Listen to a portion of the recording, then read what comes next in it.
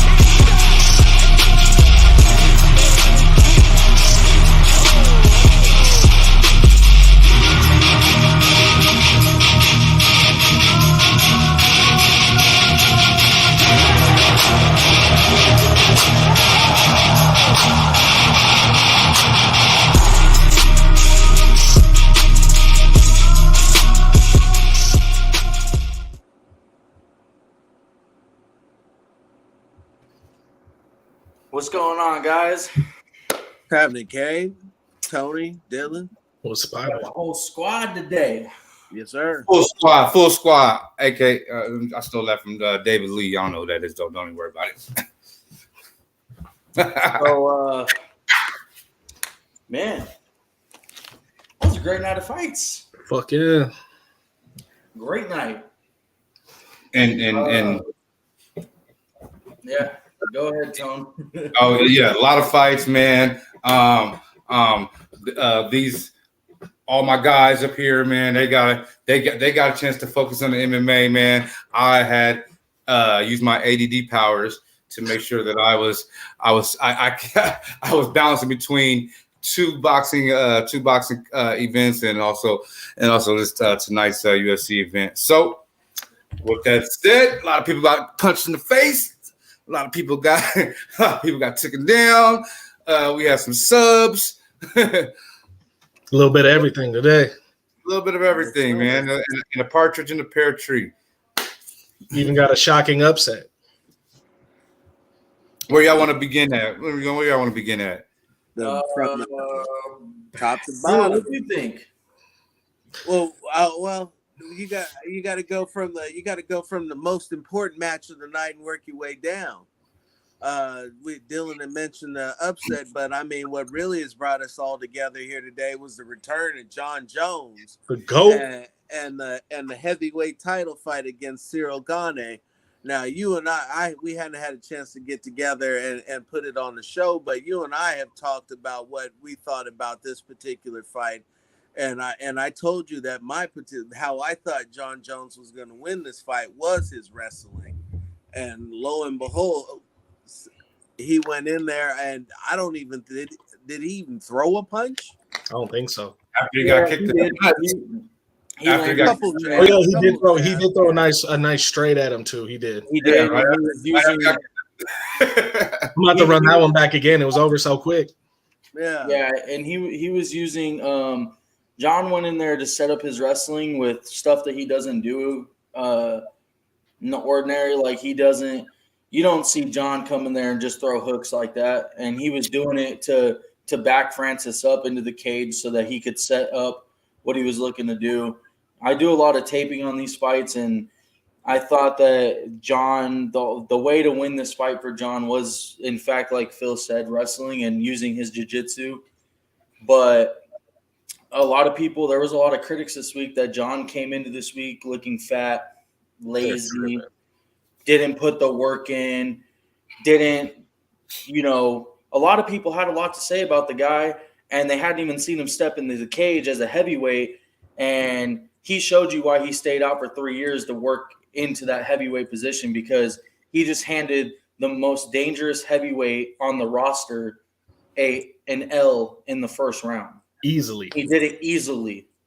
And if you guys really want to have a GOAT debate, let's not even have it, because it's not even a debate anymore. There's no It's debate. not Solidified. GOAT. He should have came out to allow me to reintroduce myself, because I have my concerns.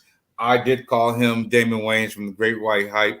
I did, but my concerns were mainly, could the extra weight that he's fighting at now for the first time, would he still be able to have the reflex, his normal reflexes at his disposal for the duration of how long the fight was going to be? It was a short fight. My concern on that was, if this thing goes, after more than 2 rounds, will he be able to still be as explosive with that weight? Being that said, that man didn't even have to. They didn't even take the flashlight and do this to make sure everything was okay. They didn't do anything. They, maybe when EMT said, "You all right?" He said, "Look at me, man." You know what I mean? and by the looks of his wife, he's going to have a good night. Yo, anybody before the fight, when they fucking with him about his tape on his foot, anybody start feeling like that was throwing some bad juju on the fight?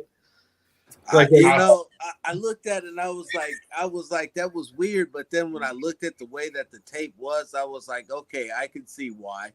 If he was to miss and then kind of catch somebody, what you're talking about, giving cuts and ripping skin. So they let him keep some of the tape. They just made him take off the. No, I believe they actually made him take it off his toe as well. Yeah, they made him split his toes too. They made him take it.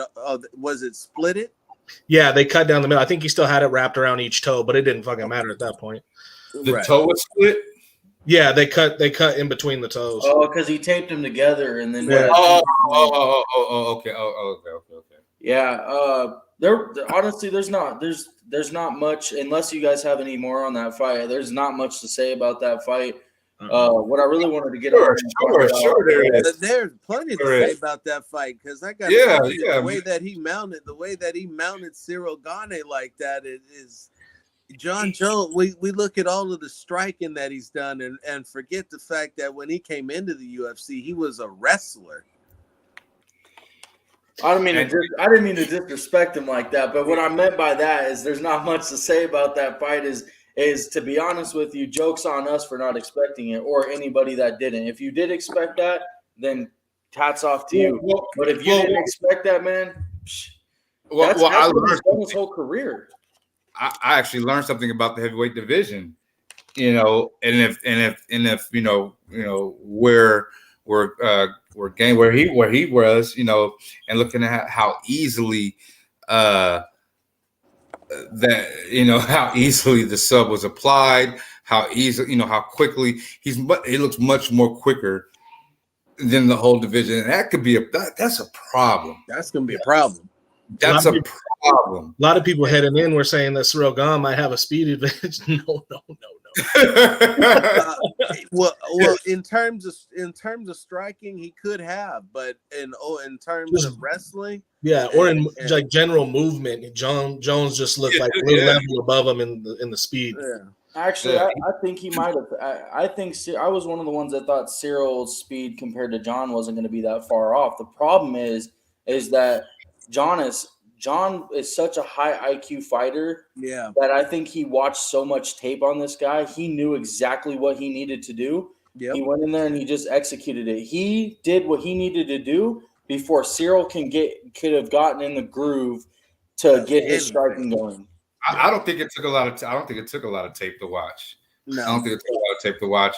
Him being he knows he's a striker. He just needed to know what he likes to do, most, and that's what he was going to. Well, he said it. Or like we see every 3 to 5 punches, yeah. But I know it doesn't sound like he's very versatile. Anyway, we're just talking about his striking. So and as the veteran he is, it didn't take long for him to figure out exactly what he's going to do to him. Yeah. John said it though. He said, "Hey, man, I know I'm confident I'm going to beat this guy." He said it at the press conference because I watched hours of film on this guy. I know exactly what he's going to do. And Cyril really isn't just your average striker. The way that he moves, the angles he comes from, he's a really technical striker. Actually, if you take John Jones and Francis Ngannou, which actually I feel like if Gon and Francis fought again, he would take a different approach to that fight. But if you just want to take Francis and John out of the heavyweight division, nobody comes close to Cyril Gane. I mean, Stipe. Not Stipe anymore. I don't think Stipe. Have you seen Stipe? I don't know. We're about to see Stipe. We're about to see him real soon. I get that, but he hasn't fought. I'd pick Stipe at this point. I'd pick Stipe over Gane if they fought. I think Stipe do the same fucking thing. And it look, Gane can't defend against a good wrestler. It's obvious. Yeah. He got, you know, once he got the hook, once John got the left leg over, and he stopped it for a minute, but he couldn't maintain after the pressure. At this point, I'd probably pick Curtis Blades over Gane too, matchup wise. That would be a tough fight. I don't think Stipe's got Gane anymore, man. I think Stipe's days are numbered. Man. He's. I mean, what's Gane gonna do if Stipe wants to wrestle? You know, Gane's not the greatest wrestler, and I can't argue against that. But you know, at the same time, I don't think Stipe is the same guy anymore either. I think that when you watch that Francis fight, he came into that and he looked slowed down. He didn't look the same. He didn't have the same head movement, and even coming out, it didn't take him long for Francis to level him.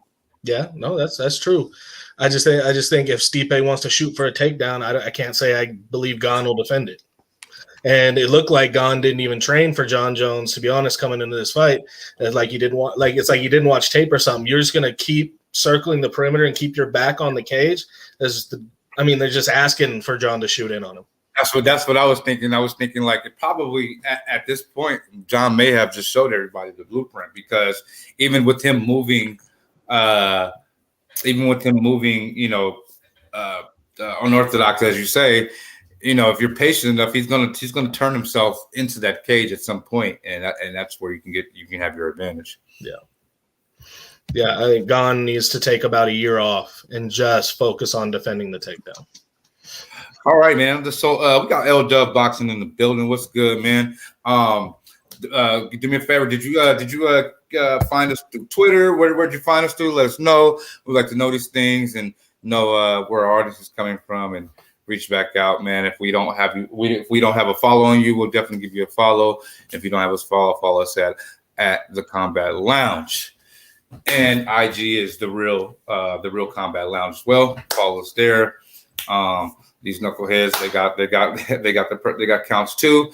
Follow them at Phil Robinson III, and we got at K.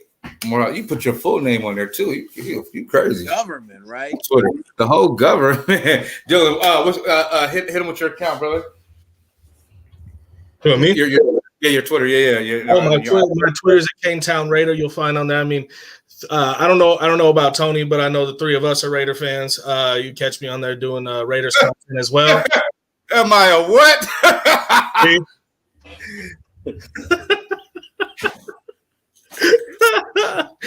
But you'll catch me on there doing Raider content, and now you'll catch me doing MMA content as well. What's going on around here?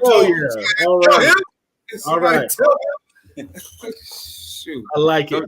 Don't I look depressed? Don't I look emotionally damaged? Come on, man. Emotional damage. So you got anything more on that John Jones fight that you would like to add? No. I was gonna. So you want to go back and forth? Boxing. I got one question for you guys though. Real quick. Yeah. So if you could see John Jones against any heavyweight in the division right now, who would it be? Francis. He don't count. Of course it's Francis if he's in there, but I say Sergey Pavlovich. John will piece him up. He's going to do it to everybody. Yeah, he picked a good with Francis leaving. He picked a great time to get back into the heavyweight division. He wanted I think he would have done Francis just the same. Hey, Right, he wanted to cha-ching. fight Francis. Hit that register real quick, cha-ching. Yeah, my Pipe boy in Pipe that truck. Fan had $1,000 on John Jones. Yeah. He gets to fill up his tank. All right, man. We'll do a little switching back and forth. We'll talk a little bit of boxing. Brandon Figueroa and the Philippine sensation. He put on a great show tonight. It was a very, very close fight. The fight started inside, and Moscow he made Figueroa respect something. He tried to fight him on the outside a little bit, but ultimately Figueroa went back to what he does best, which is get inside and get into your chest and really drop some bombs. And that's where his bread and butter is at. The fight was a lot closer than the scorecard came out. Anybody with even 10-10 vision could have saw that. But that's boxing for you. I think those guys should do it again. However, this was a title eliminator, or no, it was for the interim WBA title, I believe. So, and I got my laptop right here because we're all about the facts, so I don't want to do that to you guys. But other than that, great fight, great whole night of fights. I won't really go into all of them really tonight because I want you guys to come back and see me and Tyrion on Monday.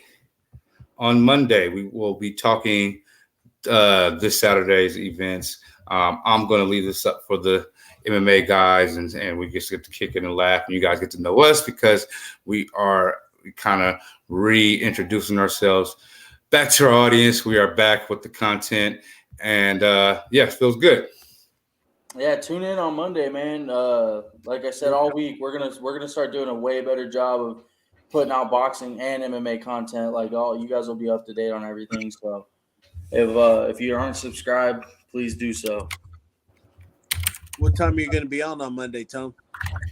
We are going to be on at TBA. Actually, I'm sorry to be said to be announced. Just go ahead and hit that subscribe button and everything like that. And you guys get the notification will pop up. I have to coordinate a little bit better with my co-host. So we will definitely be on Monday.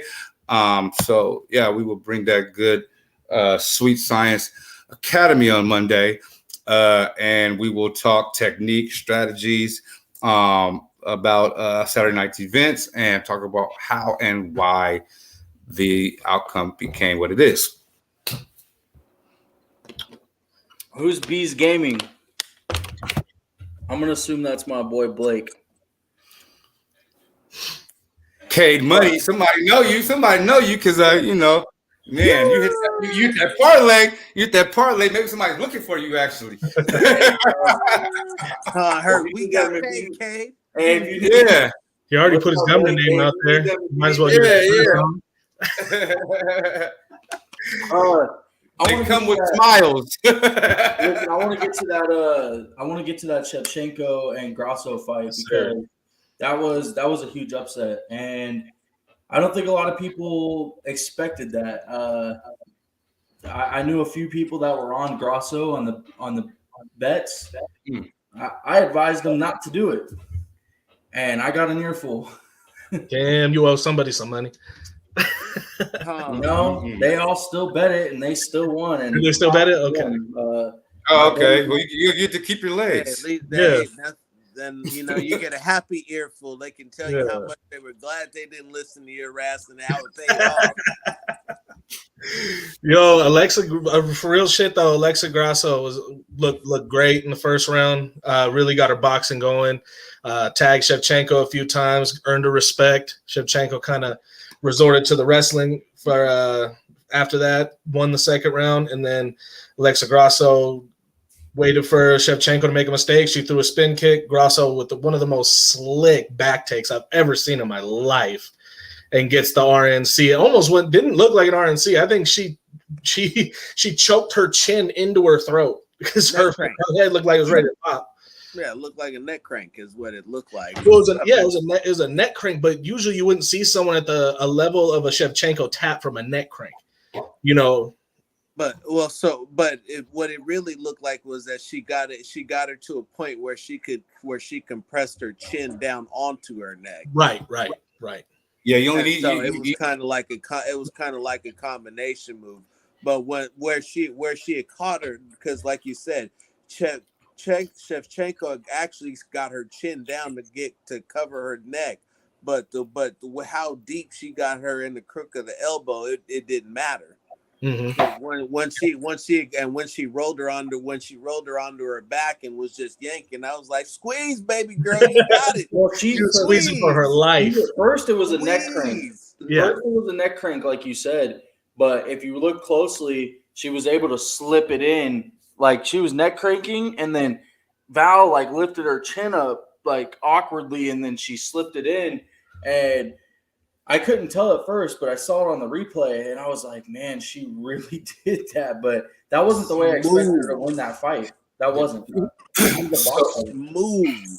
What a lot of people don't know, if you haven't really done any jiu-jitsu or anything like that, is there's two kinds of way to choke somebody out. There's an air choke and there's a blood choke. So it's pretty clear she found a way to cut off the air supply, because a blood choke, you don't even really know what's going on, and all of a sudden you're out. Right. The way she compressed her chin down, like Phil said, looked like she found a way to cut off that oxygen supply. Right. So that's what I was going to say, was that you have that 3 points where you get the carotid and you get the esophagus, and once you close those up, you're good. So you had 2 out of 3 before she and then just applied the other side with her bicep and then cut that part off. And she's lucky she didn't really just switch sides and get her head on the other side of that arm there, and that would have been a much cleaner sub. But it gets the job done. And I'll summarize everything you guys put together, and we saw a basically almost a full arsenal of Grasso. And that's the way you should have to beat the champion. That's the way you should have to get the chip. To get the strap is to have to show all these different levels of where you're at, and she certainly showed the world why she deserves to be where she's at right now. Absolutely. This goes back to the Tyler Santos fight, Shevchenko's last fight, and she didn't look good in that fight. She, a lot of people, if you ask people, she lost, and she got the judge's decision, but it was a really close fight. I think it was 3-2. I got to go back and look at the scorecard. I'm pretty sure it was 3-2 is what the decision was. But either way, besides the point, it looked like she took a step back in that fight. Like Tyler Santos almost nearly had her number. And from the first round of this fight, I kind of felt that same way with Grasso, but Val was still getting takedowns, and she was still kind of doing her thing. But when it was on the feet, I felt like, one mistake could cost her, and I could see the TKO or maybe the KO coming, or if Grasso could stop the takedowns and keep it standing, she had a really good chance. I didn't see her subbing her, but Val kept throwing. When I was watching the fight, Val kept throwing that spinning back kick, and I thought to myself, when she threw it, it was just so off balance. She landed it once or twice, but the rest of the time she came off balance. And I remember looking when she threw the one that Grasso took her back on, she was just so off balance that Grasso saw it 2 or 3 times in the fight. And then that time she timed it and she got her back in the perfect position. And, kudos to her, man. I think it's going to be Grasso. I think Valentina's going to take time off, to be honest, and I think it's going to end up being Grasso and Blanchfield, fight for that belt. But that was from the first round on, man. Grasso, she couldn't stop the takedown really, but she started to as the fight went on. She started telegraphing him, and yeah, man, she ended up putting herself in the right position, and she got that neck and she didn't let go, man, and she wanted to be champ, but yeah. She said, I have to be champ. Yeah. I have to. Yep. Do you favor Shevchenko in a rematch, or do you favor Grasso? I don't know, man. That's That's a tough tough one. because I don't fade Valentina when she fights. I don't say, oh, this person can beat her unless she fights Nunes. But I don't say either which way because I know that she is one of the best female fighters to ever do it. But she looked like she took a step in her last fight. She came out the next time and she just got beat. And it's tough to say, man. It's tough to say. I think that depends if she takes a different approach to this fight. But if you really think about it, she was taking the right approach. It was to get her down. I believe she absolutely Grasso absolutely wins again. I did notice what you noticed when she was doing the spinning kick, and that's a testament of her core strength and endurance at the same time. That's why she was off. And when you see that, when you see that ankle wobbling and things like that, when they're trying to stay stable and get off what they're getting off, you're gonna instantly, know that. What it showed me is that her conditioning was better. Yeah, Shevchenko definitely looked like she was getting a little tired. She was breathing with her mouth open. Kind of started to kind of retreat a little bit. Started letting her back get put against the cage a little more. She kind of noticed she was getting a little tired, and that usually is not something you see from Valentina Shevchenko. So it could be something. Maybe she's hit that mark where she's going to start going down. But I guess we'll have to see it in the rematch.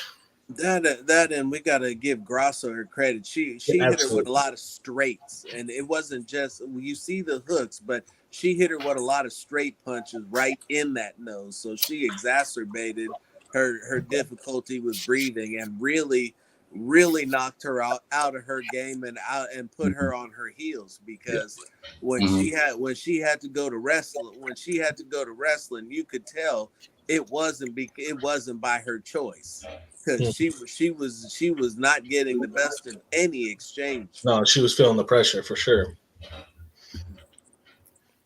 Yeah, I agree 100%. Grasso is a fantastic boxer, and that was her strength coming into this fight, and she outboxed her, and her. To be honest with you, credit where credit's due. What she did on the feet led to that submission. She had known, and I think her corner said something about it. Watch when she comes up unbalanced off her kicks. When she throws those kicks and she comes up she is off balance, attack it. And Grasso did it, man. That's a coachable fighter right there. And the ones that can be coached, those are the great ones, man. More room to be great. Mr. Robinson made a great point too with the shots to the nose. Even if you don't break the nose, even it still affects the breathing because of all the snot, whatever you want to call it back there. That stuff actually, that's for no, I won't say that in the show, but that drain kind of it will get there. It will get there to get caught back there. And as Dylan pointed out, you saw her breathing with her mouth open. Yep. And when you're not taking it in and breathing it out that way, let's talk about a lot of things going on for her. Her heart rate was up. It was very elevated, because when you're doing that, your heart is being elevated. You're in a very stressful environment and situation, and it does affect your thinking. It affects a lot of different things. Your breathing is very, very, very important, especially in combat sports. So that's why I'm going with Grasso in the rematch. It's her time, and father time, or I guess in this situation, mother clock is undefeated. I don't even think they're going to rematch, to be honest with you. And I'm not sure that Grasso wins that rematch either, because if I'm Shevchenko, we're going straight to the ground. We're not fooling around with hands. We're going straight to the ground, and I'm going to submit you. Yep. As far as not getting the rematch, I mean, I think it all depends on if Shevchenko wants it. If Shevchenko wants the rematch, you give her the rematch. You're not as dominant champion as she was for as long as she was, and then she wasn't just steamrolled in this fight by any means. So why is she going to go back and she was go back down the barrel and come back up when she could just let's do this, let's run this back. Yeah, she was up 3 rounds to 1 prior to getting submitted. Yeah, I mean, I don't think she gets the rematch, bro, right away. She's got a champion's rematch. She'll get, if she wants it, she'll get it. Yeah, but I don't think it's going to happen right away, and I don't think that she's going to be first because, let's face it, man, the UFC, let's call it what it is. When they have fighters that they love, they get what they want. And Erin Blanchfield came in and beat one of their top dogs, Jessica Andrade, and she's next in line for the belt, and she's ready to go because she beat Andrade and with no damage taken. She submitted. Where's the money at? Where's the money at? Yeah, I don't know. I don't think you give it to Blanchfield. Money the rematch or is the money? Yeah. The money's in the rematch, and whoever it is will get the winner. I know who's getting the next title shot. There's other fights out there. In fact, I would step aside and let them rematch again. Hey, kick each other's ass, and then I'll give me some more tape to watch. Yeah. Well, the reason I say that I think Blanchfield gets the title shot next is Grasso really didn't take a lot of damage, so she'll probably turn around and fight International Fight Week in July. It wasn't like she got battered. She did take some shots, but she can turn around and come back in July. That's reasonable, and I think she'll probably end up fighting Blanchfield because I think Val's going to go take some time off, man. I don't think Val is like in this rush to get her title back. She had a reign for so long, man, and that's what it kind of sounded like tonight listening to her. She said immediate rematch, if I remember right. I don't know. She did say that. I get your point, bro. I don't know. I just feel like. But here's my point. Here's my point, though. You laugh at me, and I know she said that. Shut up, you lying bastard! Over here lying on the damn show. You supposed to be reporting the truth. She said instant rematch. No. Listen, though. I know she said that. I know she said that. That's not what I'm getting at. What I'm saying is. When Sean fought Peter Yan and won, he said he wanted the title fight, right? But then he went on to the media in the post-fight and said, "Man, I just need time off. Like I just fought a war." You know, so she said that you're echoing super bad. No, that's Tony's. Mute his mic.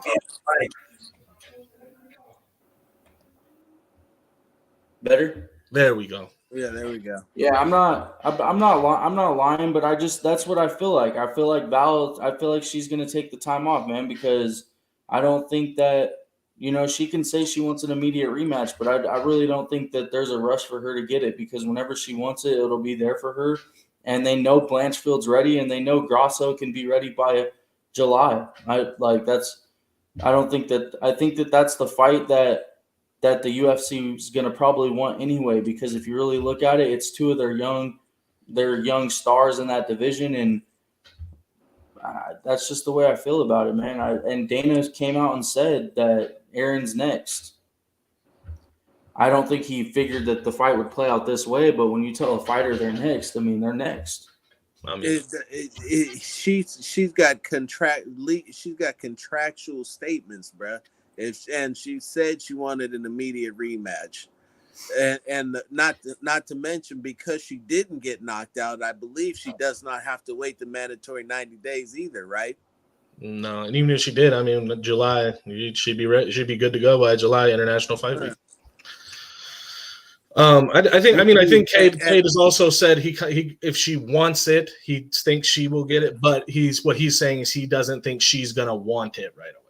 Yeah, and even though she said that, that's just like I'm just bringing up the point. Like Sean O'Malley. There's been tons of fighters, but that's the one I remember. But Sean said, I want a title fight right after he beat Piotr Jan, and then he comes out and he says, you know what? I think I just want the time off. I'm not even thinking about that right now. But he said it to the fans afterwards, after the fight. I want the belt, and I'm ready to come and fight whenever. But then changed it up. So I'm just saying, I personally, from just watching how these fighters react, I just don't think that Val's going to be in some rush to come back and get her belt right away. That's all I'm saying. I understand what she said. I just don't think that that's going to be the case. Okay, I feel you. But if she does want it, then she's probably going to get it because that's who she's Valentina Shevchenko, and she dominated her division for as long as she did, and she probably deserves it. Right. One more thing. We know Sean O'Malley didn't want that fight right away because he knows he's going to get wrestle fucked and he needs more time to work on the wrestling. To work on that wrestling. You don't think so? Aljamain's not going to do to Sean what he's done to all these other boys. If it's Aljamain, I think he has a lot better shot. If it's Henry, I think he's in some trouble. I don't think either one of them give him problems. I think Aljamain has more. I think Aljamain. I really don't because listen, Sean. We're going a little bit off topic, but I'll just say what I have to say. Sean uses his range really well. He fights on the outside really well, and he possesses a lot of power at 135. And I don't think they're going to be able to. Jan tried it, and Jan's not as great of a wrestler as Aljamain. I'm not saying that, but he tried, and it was not successful. And I think that it was. I think he take him down twice, 3 times, but Sean got right back up. So I mean, Aljamain will probably get some wrestling in there, but in a 5-round fight, I think Sean can use his range and win that fight. I hope Sean would win that fight against Aljamain, but I could also see it looking like this Jones fight. Because Ciryl Gane really uses his range well and stays on the outside and strikes. But when he meets a great wrestler, look what happens. Oh, man. Moving on. If you don't wrestle, like if you don't wrestle your ass off in training for a long time, these top-level wrestlers are going to wrestle fuck you as much as they want. Yep. We'll see. We'll see. That's what's going to happen. That's one of those all your life kind of jump offs when you wrestle. Yeah, and it's smart. I'm not dissing Sean O'Malley. I'm not saying that's a bad move. When you fight a fighter that has good takedown defense and can use his range well, you're wrestling. Does he have good takedown defense? I would say so. What great wrestlers has he fought that he'd had to show that? He's fought a couple wrestlers, but nothing crazy like Aljamain. But I'm just saying. My point. I'm just saying, like, Aljamain's been susceptible to getting hit down the pipe. Absolutely. In his first fight against Jan, he got cracked right down the pipe. Well, if they're standing, Sean's going to piece him up. And it's just how long can he keep it standing? All it takes is one shot from Sean. If Absolutely. he lands that shot right on the button, man, it can change the whole fight. And that's undoubtedly. Sean uses his range well, but like I said, man. But moving on, I want to talk about that Shavkat fight and Jeff Neal fight, man. Wow. Yeah, that's the right word for it. That was a war, man. Phil, I'll start off with you, man. What are your thoughts on that fight? That was probably the hardest fight to judge, at least for me, going all the way up until the end of it. It was back and forth. When one guy did one thing to the other, they came back and did the same thing to him. When it looked like Evan Neal had my man on the ropes and was getting ready to put him away, and back when you're going to put a guy away, you want to make sure that you stay under control and you don't get out of rhythm and leave yourself open trying to shoot and chase him and put him away too fast. But in that process, he took his foot too far off the gas, let him recover, and that was a mistake that ultimately cost him the fight. Yeah. This is one of the fights where I really feel like, though, Jeff Neal came out in higher regard than he went in. I still think Yeah. he didn't lose anything from this fight, man. That dude went out there and he went to war. He put on a show. He better get a damn bonus. And I'm excited. I'm more excited to watch him after this fight than I was to watch him before this fight. Yeah. I definitely think watching the shots that he put on this dude, that I gotta see how he fight, how Shaman, our guy. Hold on, let me get his name right here. Shavkat. There we go. That's what we'll call him. Shavkat. How his chin holds up against somebody else, because he took some hellacious shots. And he took many of them, and the ones that stumbled, I think he got kicked in the head too, and he ate a lot of shots like it was nothing, and those were some heavy shots. Yeah, there's some CTE bombs. Yeah. Tony, what do you think about that fight? First off, did I hear some Sean O'Malley slander on my way back here? Because You didn't. Don't start that. I just said that he took extra time off so he don't get wrestle fucked by some. Oh man, what do you think about the Shavkat and Neal fight, man? Let's see if I can remember. Oh my gosh. He's flabbergasted by the O'Malley shit. I really am, man, because Sean, I know you'll be watching this pretty soon. Yeah, we're best friends. You just don't know it yet. You're my guy. No, I heard. I'm heard about what's going on. I'll ask him that question if I get a chance to talk to him at any point. Like, I guarantee you that had something to do with it. He's got to work that wrestling. Man, you know what? Come back to me on that one. I think I was in between one of because I know it was two matches that I really didn't pay as much attention to. Even though I had it on. But yeah, that was probably one of them. Phil, Dylan, you have anything else on that fight? Yeah, man. I'm excited to see who Shavkat gets next. I really want to see him get the winner of Masvidal and Burns. Oh, he's in there. Okay, we're talking about that. Okay, we're talking about that one. I think he'd murder Masvidal. I think that'd be a great fight. I mean, he'd take Masvidal down if that was the case. But I mean, if they stood and struck with each other, I think that'd be a great striking matchup. Yeah, that could be interesting. I like Masvidal's hands, but he called out Covington. I'm not quite sure he's ready for Covington quite yet. That'd be a hell of a fight too. But again, having seen the bombs that got put on his chin, why the hell not? Yeah. I think it definitely would be an entertaining fight to say the least.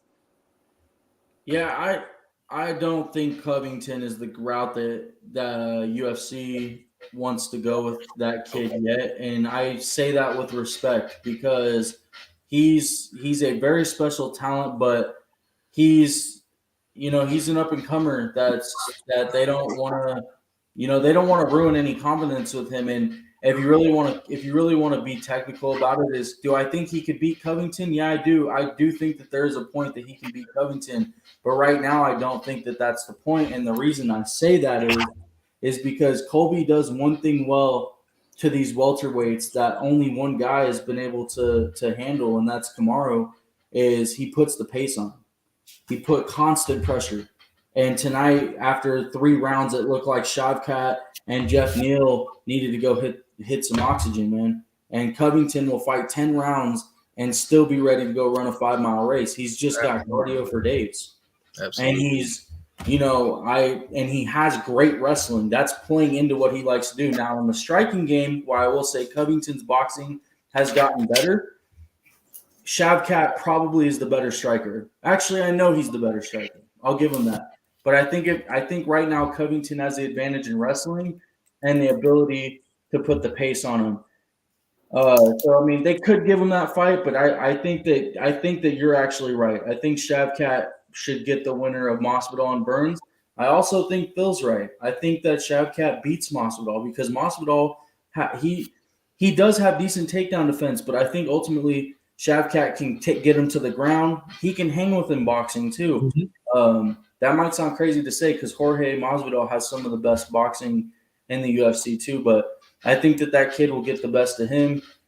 I think he would do all right against Burns too.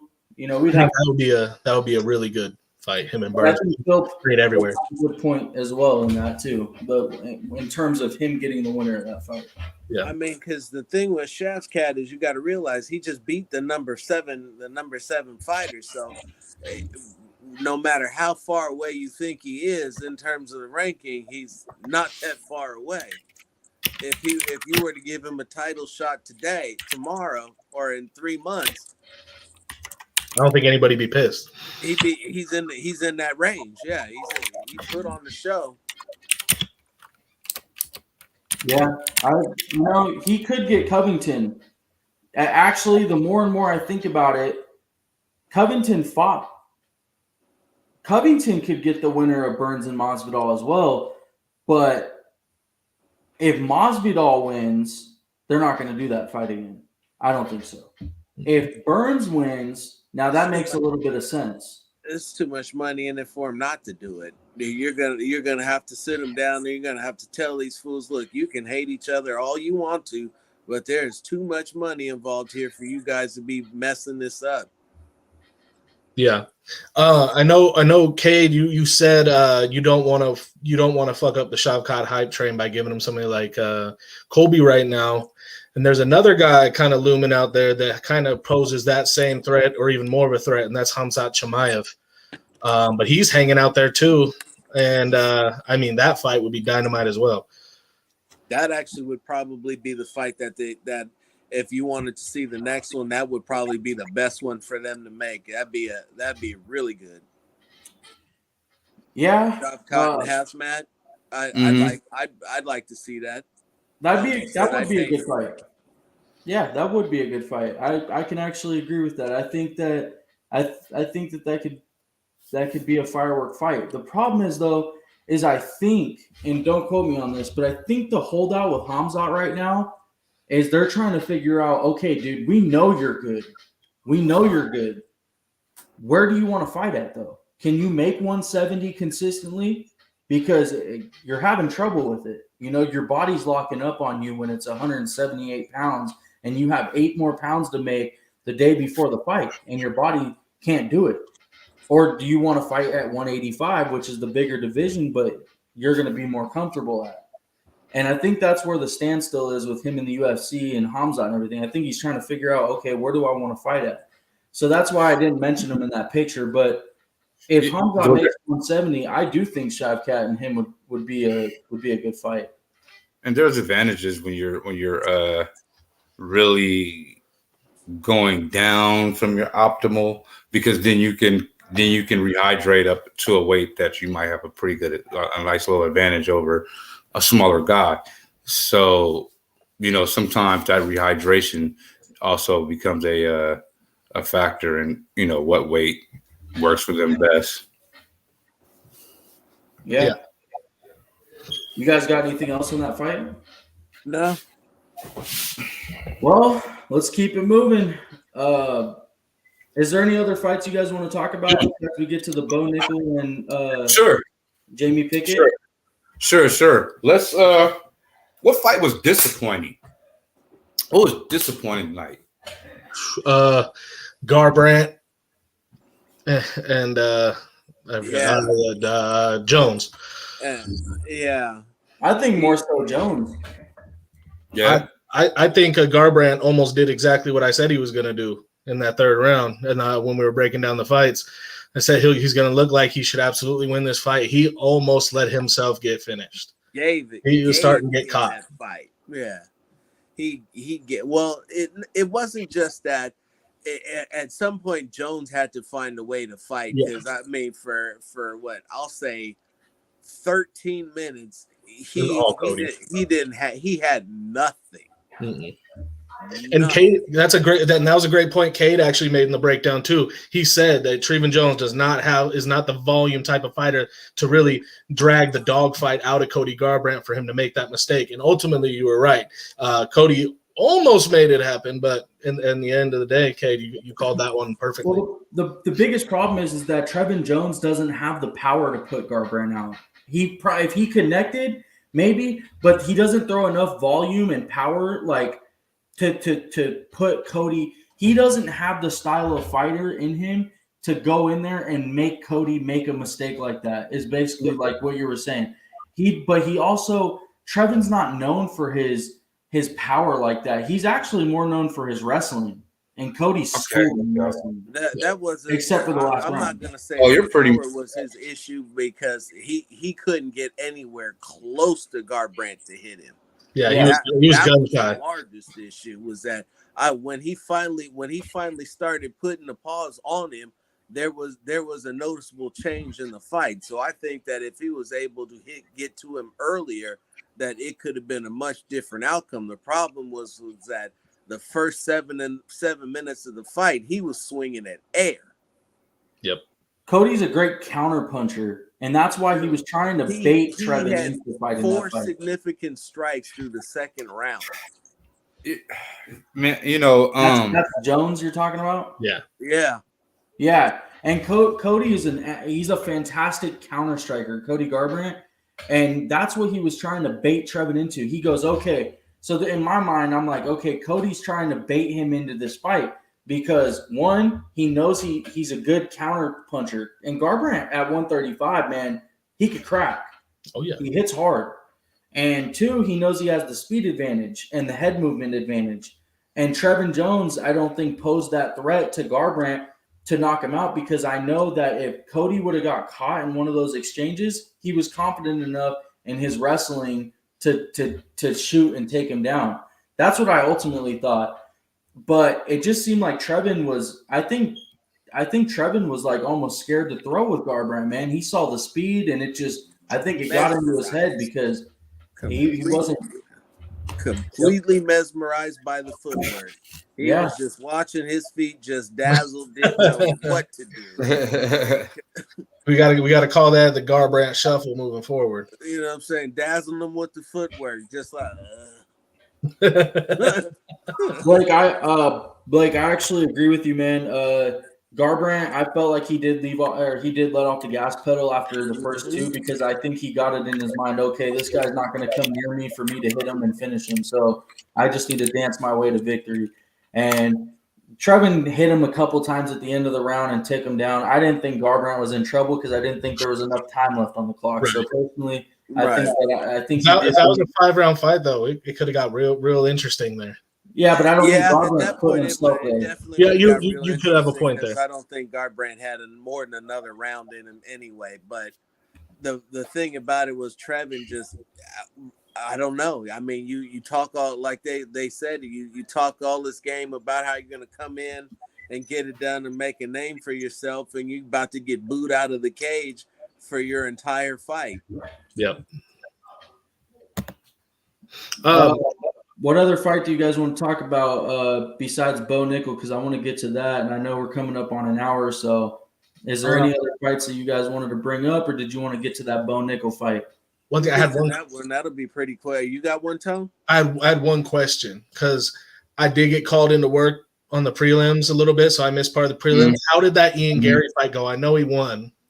So the first round, he was piecing him up, and he got caught with a left hook, a check left hook coming in. And it was kind of one of those things that dude threw, and he just caught him. Mm-hmm. And then after that, and he hurt him bad, man, because the rest of the round, I thought he was going out, man, because Gary went down for a second. He was getting cracked. And then the second and third round, Ian Gary just went into just his mode, man, and just pieced him up, man. It wasn't even close. He busted that dude's face open. Okay. So he did his thing. But let's get on to the Bo Nickel fight. What a debut, man. That guy's been in MMA for a year and a half, and he's on the first fight he has to make the walk. He's on the main card pay-per-view of a UFC fight, and he goes out there and he gets a first-round finish. Easy work. Yeah, it was You know, the one thing I will say about that is that Jamie Pickett had some pretty decent jiu-jitsu defense, because that was the only thing that stopped him from getting choked out about 2 minutes earlier. Mhm. Yeah, I agree. I agree. Yeah, no, that was a wrestling clinic. Bo Nickel, man, that's who I want to see. I want in about 2 years. I want to see him fight Hamzat. That is gonna. I think he Mm. that Hamzat don't want no part of that. That man, from what I've watched Bo Nickel do in the couple fights, he just mauls guys with wrestling. Yeah, but he also hasn't fought anyone at the anything close to Hamza, and the kid I think he shouldn't even get that fight for, like you said, 2 years, because he doesn't have the striking that Hamzat's been able to develop. Mm-hmm. Now, if Bo adds the striking like Hamzat has to his game, Phil might be right, but And I would say that would be more truer to the situation than him, not being able to hang with some of the top guys that wrestles, because we got to put this in perspective, is that these guys train for a living, and fighting is where you go collect the check in the case. And it's very, very, very safe to assume that he is in there with guys that the top quality. He's getting work in with those type of guys. It is my opinion that the part that you're good at, you're great at, you can do that with anybody. You can do that with anybody when you're at this level. So I think more rings true to what he needs to add to it to give him a better chance to be successful. The kid has a lot of potential too. I mean, to only be doing mixed martial arts for a year and a half since he's a 3-time national champion at Penn State. Yeah, Penn State. He's a fantastic. Actually, it's more than fantastic. He's like a generational talent in wrestling. That's man. Yeah, and understand, like, what would you say the percentage of matches actually would you say more go to the ground than stand up, or would you say it's about even, or what would you say, where would you sway to for both fights? For just as overall as you've seen over the years, and where you can actually put an average on something, are you seeing are the fights going to the ground more often than ending standing up, or is it pretty much even? Where are you guys at on that? It's close, but I would give it a little. I think that probably more often than not they go to the ground, but not by much. Yeah, at some point I'd say 90% of every fight goes to the ground. It's just a matter of how long you stay down there. Yeah, that's actually a really good question. That's actually a really good question. I can't really answer that question because I would have to look it up. Find an answer to it, Tone. It said that'll be your mission. Well, I mean, at least what I was taught is that 80% of the time, these competitions or altercations, 80% of the time they go to the ground somewhere. I'll tell you this, and I'll make this point. If this answers your question at all, if you want to be a champion in the UFC or Bellator or any of these big time promotions, you have to have a ground game. Yep. And all the ground game. And I'm getting at a bigger point too, which is about the ground game, because of how much entails in the ground game. The ground game is, you get control. You get you get control, leverage. You have you're in the superior position. It's a lot of things that's happening psychologically and physically in those moments, and being able to be great at that, because also comes with the good, comes the bad, and when you have that when you're great at the ground game, you also have the ability to be relaxed in pressure situations, and that probably is one of the bigger attributes that a fighter gets from having that background, because every every time you're going out, you should almost go in expecting to be in a bad situation so that you're prepared for it mentally, and panicking and different things like that, or trying to overpower the situation when you shouldn't. We should just chill. Those are things that the intricate parts of the game that people that have that technique knows. No, I agree. Yeah. That's some good points right there. Do you guys have anything else? I got one more thing. Okay. Before you go, but I'll go. I'll end it. I'll go last. I'll go last. Okay. I just what's one take everybody took away from this card overall? Phil? One take out of this? Yep. Abroad. There's a lot of fighters that need to work on their ground game. That's fair. What about you, Kate? I take a takeaway from every card, man. I enjoy watching a lot of these young fighters, man. I think there's a lot of great young fighters. I think there's a lot of great young fighters, like Phil said, that can crack and they can strike, and they want to do that. But this is mixed martial arts, and they have to get better on their ground game. I think there's a lot of up and comers though that are also have a great ground game and need to learn the striking. But if there's a takeaway from this card, is that I'm excited for the young talent coming up, man, because it just keeps.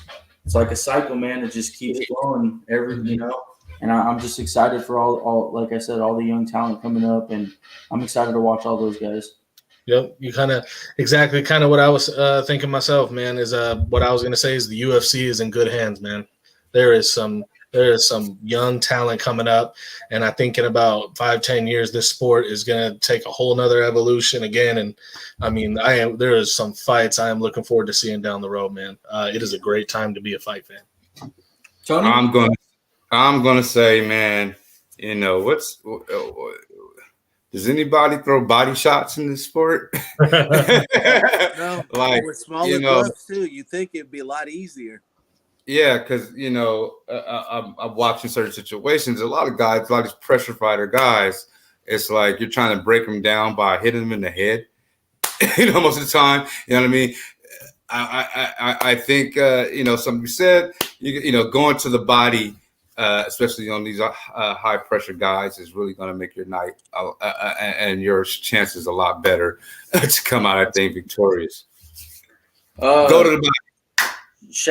Shavkat, that's what I was going to say. Ian Gary and Shavkat actually were digging the body. I mean, Shavkat that was how he beat Neil. That was his game plan. He was kneeing dude in the body and hitting him in the body all sorts of ways. I mean, they do go to the body, man. The best strikers always do. I can't say that they all go to the body, but Shavkat was digging the body, and Ian Gary was ripping the body as well. So, yeah, they do go to the body. Yeah, I just hear a lot, these he's an excellent striker, and it's really just because he moves his feet and and gets off a few punches. But I'm not, you don't see a lot of really body snatchers out there from the striker position. It's one of my favorite things about the Diaz brothers, and there's I don't know if anybody remembers Fabio Maldonado. He was kind of a UFC journeyman about 10 years ago, and he was known. He just killed the body with his hands. No, they definitely go to the body for sure, but I can't say everyone does. But the good strikers, I know they do, because you have to. But, all right. I'll do one more boxing, because I should have said this earlier. One more. I'll run through this real quick. Jarrett Hurd made his return. It was unsuccessful tonight. He pretty much got the same type of fighter, and it's just pretty much caught up to him that in this division he can't really use his size to bully his opponent as he usually has. for those that don't know Jared Hurd's style, he's really a very come forward boxer. Pretty much, he's African American, but he fights a very, very Hispanic friendly style. Come forward, not much head movement. Really gonna fight in the trenches. And he was not successful tonight. I know that he took a long layoff. His father passed. A lot of different things was happening to him. I wish him nothing but the best. Hopefully, he can find a weight division or some type of way to come back and be the fighter that we've seen win undisputed, be an undisputed champion. With that said, ladies and gentlemen, just thank y'all. Combat Lounge is going to be officially really going through our normal schedule of shows. Could make some announcements, but I got an announcement to make. I'll be covering Bellator 292 this week. I'll be down at covering the press conference Wednesday, the ceremonial weigh-ins on Thursday, and I'll be doing fight night on Friday from the Shark Tank, or SAP Center is what it's called now these days. Hell yeah. With that, I want to thank all the viewers that came. Some of you stayed the whole hour. Some of you popped in through the hour. Some of you were in 30 minutes. Whatever time you gave us of your night, I want to thank you guys. We're growing this thing, man, slowly but surely. Actually, it's not been slow. It's been fast. Yeah. There's been no slowly about this. Ferrari. I was trying to make it sound like, it's been fast, man, because we're getting credentials to a lot of stuff. We are growing. We have a lot of exciting things coming up. But yeah, Phil, do you have anything to say? Yeah, I was gonna say Bees Gaming. Send us. Can somebody send him the Combat Lounge email address? You hung with us all night, man. We want to do something special for you, man. When we get our merch all set, we're working on some of those things right now. You are basically our first guest hanging around. You know what I mean, and listen to our amateur. No, we're not amateurs. We know what we're talking about. But man, you hung out with us, man. So, man, you're like the first cousin, man. Of the family. So, we will get that. Hopefully, figure out how to get that email to you and get your size and all that pertinent information, man. And once we get the merch, man, you are part of the Combat Lounge family. Dylan, anything? Nope. I think got everything I wanted to get out there, man. Once again, let you guys know, man, I'm grateful for you guys bringing me on board. Yeah, man. Of course, anytime. We're glad to have you. This wasn't our normal show. This was our kickback post-fight talk with the Combat Lounge. We appreciate anybody that showed up and listened to our, our thoughts on what happened tonight, and we're grateful for it, man. But see you next time.